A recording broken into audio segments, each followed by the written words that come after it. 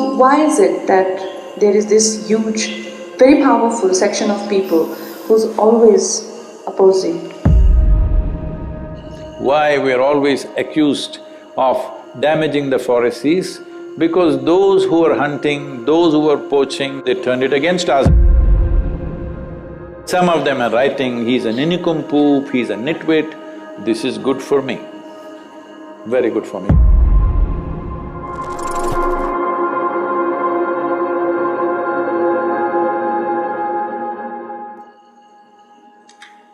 Namaskaram, Sadghuruji. I want to ask you that I see, when you work and you do so much for everyone, I want to know why you or other people also I know who are, like much needed in the world. Why do they get so much opposition? Why is this group of people and a significant, and I see whether it's you or like I said, people who world always waited for and they think that they need, and a significant part of your energies goes to clarify or address those concerns or doubts, and that way what you intend to do, it suffers so much more, especially for people who have no doubt about what you are here for and what they can get from you. So why is it that there is this huge, very powerful section of people who's always opposing?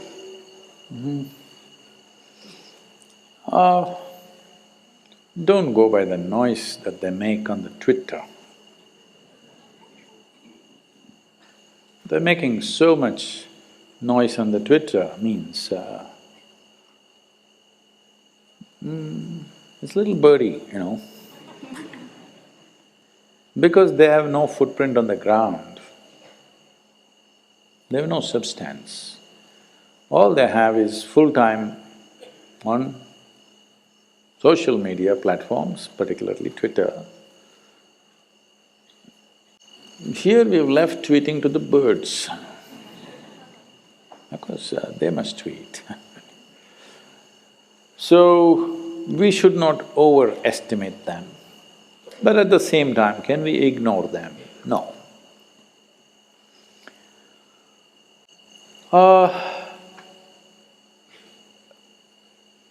Well, you must know this. Gautama was poisoned 3 times. The last time it killed him. The 3rd time it killed him. Well, Jesus was nailed. Manjur was stoned to death. Socrates was poisoned. This has been the history of humanity. But at least they're only tweeting against us. Because that means they're not as powerful as the enemies of the past. They've been defanged in many ways. They can only write rubbish and obscenity about you. Because my chest did not swell up when somebody praised me. When somebody abuses me, I don't shrivel up. It makes no difference. At the same time, I think the organization has become alert and agile because of these people. Otherwise, a lot of them would be sleepwalking. Now everybody's alert. See how the virus has made everybody super alert and conscious of everything that they do. Just like that, this kind of virus also, this is also one kind of virus.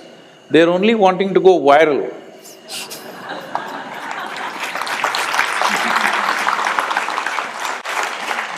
Because they don't do anything of substance in their life, their only joy is for a few minutes in the day they went viral somewhere about something, because they said something shocking or obscene or utter lie which shocked people and it went viral, doesn't matter. All I'm saying is, my only concern is this, that today, for the first time in the history of humanity, we have tools with which we can reach the entire human population. I want you to imagine when a Gautam Buddha came, or even when Adi Yogi came, how many people could they talk to? They walked from village to village, village to village, village to village, to talk to 5 people, 10 people. That's all. I'm telling you, I was at the Mahatma Gandhi's Sabarmati ashram. I was always so intrigued by this salt satyagraha, you know. What a brilliant idea. Just salt. Just going and picking up a fistful of salt changed the whole national movement in a certain direction, which led to various things which are now history. I asked them at the ashram, how many people walked with him? Though I've lived in this country and I'm reasonably okay with history, in spite of that, I did not know, I thought thousands of people must have walked. When I asked them, they said 72 people walked with him. Can you believe it? 72 people. With 72 people, he changed the trajectory of India's freedom struggle. 72 people.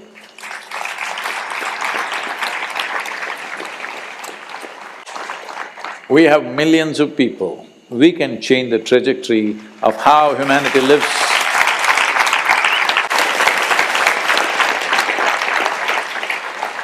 So this is the very first time many great beings have come, but they were hugely handicapped without any technology to speak to the world.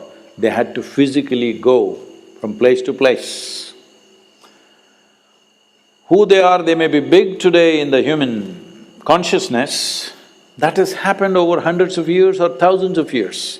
During their time, most people of that time who lived on this planet were not even aware such people existed. When Adi Yogi walked, do you think anybody knew such a great being? When a Krishna was fighting wars up there in Uttar Pradesh, you think South Indian people even knew about it? When Gautam Buddha walked, you think anybody knew about it? Much later. When Jesus was there, you think anybody in America or South America or Australia, now everywhere there are churches, did anybody know about it? Hardly 12 people, all right? In that, one of them freaked. That way, we cannot complain, we're doing too well.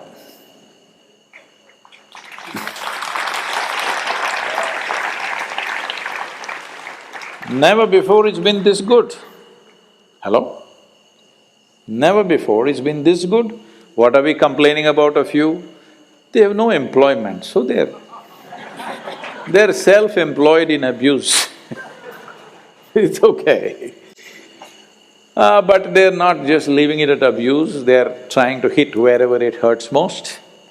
Not me, they can't hurt me, they'll hurt the work at various places. But it's okay. I think if you keep the throttle on, these kind of things will fall off. We just need to keep the throttle on. If our commitment to create human well-being as we are committed, if we remain strong in our commitment, these things will not only fall off, they will be here also tomorrow. And I'm telling you, in Tamil Nadu, in late 90s, certain sections of media who started campaigns against us. Our struggle started because we tried to stop a few things that were happening in the forests.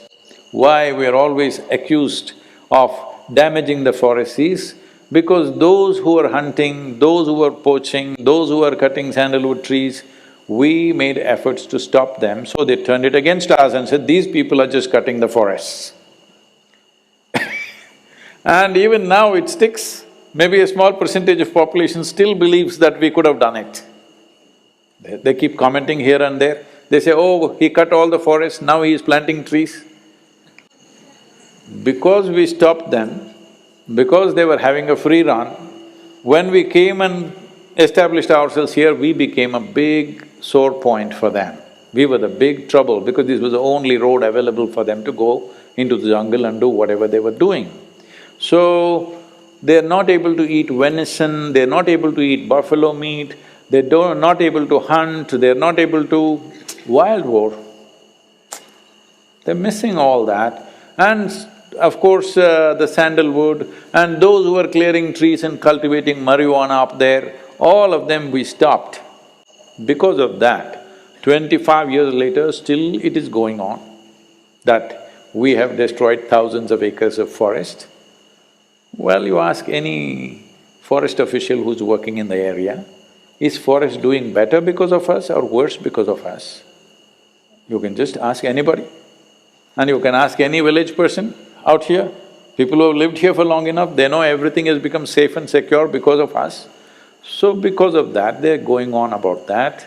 Everything that you can accuse a man of, a man can do and cannot do, they accuse.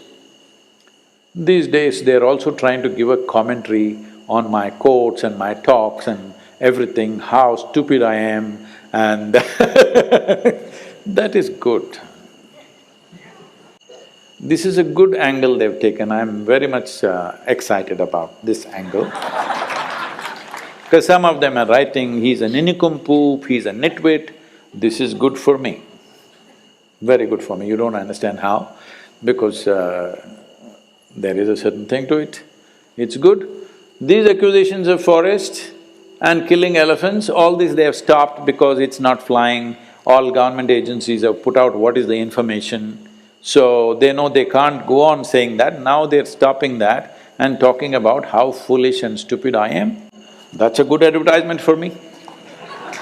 That's very good. So at the same time, we should not, like virus. Virus is okay, we don't want it to get into our nostrils. So we must keep them little away. That we should always take care. There's no problem about that, we should take care of that. A certain amount of energy and time is expended on this, unfortunately. But what to do, that's part of living in the world. There was a great Kannada sage called Basava. He said, ಬೆಟ್ಟದಲ್ಲೊಂದು ಮನೆ ಮಾಡಿ ಮೃಗಗಳಿಗೆ ಅಂಜಿದಂತೆ, ಸಂತೆಯಲ್ಲೊಂದು ಮನೆ ಮಾಡಿ ಶಬ್ದಗಂಜಿದಂತೆ, ಊರಲ್ಲೊಂದು ಮನೆ ಮಾಡಿ ಮಾತಿಗಂಜಿದಂತೆ. That is, you build a home in the forest and then you're afraid of wild animals. What are you? You make a home in the marketplace and you're afraid of noises. So what's wrong with you?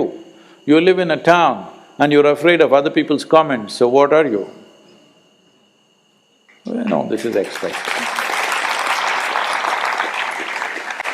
At least this you must appreciate, all these people who are giving commentaries on how stupid we are, they're avidly listening to us. One day it'll transform them.